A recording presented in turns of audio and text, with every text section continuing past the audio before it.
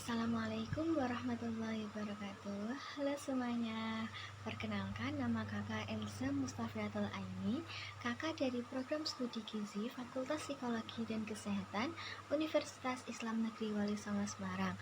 Di sini kakak akan melakukan penyuluhan gizi terkait upaya untuk mencegah penyakit gastritis pada remaja dengan aksi kompak. Pada kesempatan kali ini, kakak akan membahas mengenai pengaturan makan untuk penderita gastritis pada remaja. Disimak baik-baik ya, teman-teman. Nah, isi dari video ini akan menjelaskan mengenai pengertian penyakit gastritis, penyebab penyakit gastritis, gejala penyakit gastritis, dan yang terakhir, tips mengatasi penyakit gastritis. Kepo kan? Ayo kita cari tahu. Selanjutnya, pertama-tama kakak mau tanya dulu nih ke kalian. Kalian tahu nggak sih apa itu gastritis? Baik, kalau kalian belum tahu, sini kakak kasih tahu ya. Jadi, gastritis itu merupakan penyakit pada lambung yang terjadi akibat proses peradangan dinding lambung. Nah, di sini ada gambar ya teman-teman. Ini ada gambar yang sehat dan gambar yang terdapat borok. Jadi gambar yang terdapat borok itu yang sering kita sebut dengan penyakit gastritis. Selanjutnya, untuk kalian ketahui, insiden gastritis di dunia menurut WHO tahun 2012 ada sekitar 1,8 sampai 2,1 juta dari jumlah penduduk setiap tahunnya.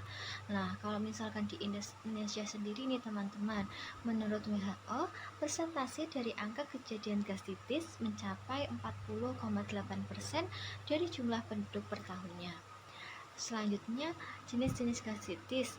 Jenis gastritis sendiri itu ada dua ya teman-teman. Yang pertama yaitu gastritis akut dan yang kedua yaitu gastritis kronis. Jadi apa sih bedanya? Jadi kalau gastritis akut itu muncul secara mendadak ya teman-teman. Sedangkan jika gastritis kronis itu berlangsung dalam waktu yang cukup lama. Kemudian yang selanjutnya yaitu ada penyebab penyakit gastritis teman-teman. Jadi yang pertama yaitu pola makan yang tidak teratur. Pola makan yang tidak baik dan tidak teratur dapat meningkatkan asam lambung sehingga menyebabkan nyeri pada lambung. Yang kedua yaitu konsumsi kafein yang berlebih seperti mengkonsumsi teh dan kopi. Senyawa tersebut dapat meningkatkan sekresi asam lambung sehingga menyebabkan iritasi dan peradangan pada lapisan dinding lambung. Yang ketiga yaitu mengonsumsi rokok. Rokok sendiri banyak mengandung bahan kimia yang berbahaya ya teman-teman. Jadi dapat meningkatkan sekresi asam lambung sehingga menyebabkan iritasi dan peradangan pada lapisan lambung. Yang keempat yaitu obat-obatan. Obat-obatan pereda nyeri yang jika dikonsumsi secara terus-menerus dapat meningkatkan gangguan pada pencernaan.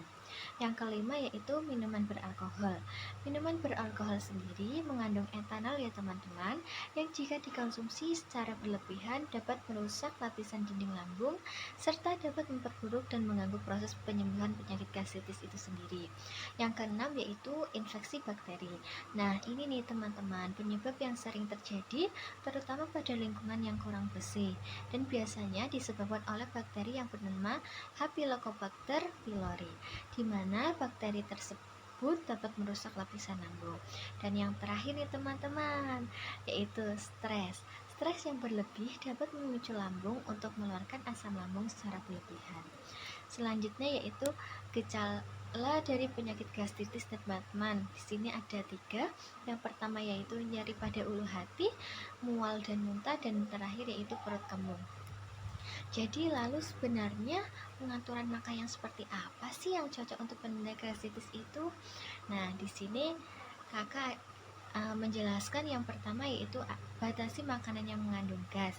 Seperti contohnya yaitu ada singkong, brokoli, durian, bangkol, kubis, asparagus, ubi, dan nanas. Dan yang kedua yaitu batasi minyak sebanyak 5 sendok makan per hari. Jadi lemak yang berlebih dalam lambung akan memperlambat proses pencernaan sehingga meningkatkan risiko penyakit gastritis karena dapat mengakibatkan kondisi lambung semakin pasang. Yang ketiga yaitu dianjurkan konsumsi protein hewani yang rendah lemak seperti daging ayam tanpa kulit, putih telur, dan ikan.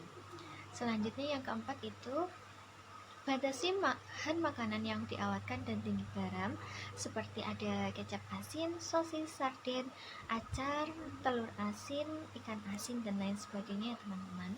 Yang kelima yaitu dianjurkan makan makanan yang mengandung vitamin C. Di sini kakak ada contoh bahan makan yang mengandung vitamin C, yaitu ada jambu biji, jeruk, wortel, stroberi, tomat, kiwi, dan pepaya. Jadi vitamin C itu sendiri dapat membersihkan radikal bebas dan juga mengurangi efek pada peradangan yang timbul akibat bakteri H. pylori tersebut ya teman-teman. Kemudian yang keenam yaitu dianjurkan makan makanan yang mengandung folat dan vitamin B12. Yang ketujuh yaitu menjaga keamanan makanan dan minuman dengan cara memasak makanan dan minuman sampai matang ya teman-teman. Lalu jangan lupa cuci tangan dan menjaga kebersihan lingkungan. Dan yang terakhir, makan dengan porsi kecil dan sering. Untuk mempermudah bahan makanan apa saja sih yang dianjurkan dan tidak dianjurkan, serta perilaku apa sih yang harus diterapkan, kakak di sini merangkumnya dengan kata kompak. Apa sih kompak itu? Jadi, kompak ini berasal dari kata kol yang berarti konsumsi makanan dan minuman yang mengandung probiotik seperti tempe dan yogurt. Yang kedua dengan huruf M, yaitu minum air putih minimal 8 gelas per hari.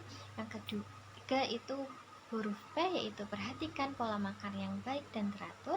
Yang keempat yaitu huruf A, yaitu asup makanan yang tidak mengandung gas, keras, dan pedas. Dan yang terakhir huruf K, yaitu kurangi konsumsi alkohol, kafein, dan rokok. Baik, mudah dimengerti kan teman-teman? Nah, sekian dulu ya penjelasan mengenai penyakit gastritis yang dapat kakak sampaikan. Semoga ilmu yang kakak berikan dapat bermanfaat bagi kalian semua ya. Terima kasih juga yang telah menonton sampai akhir video ini.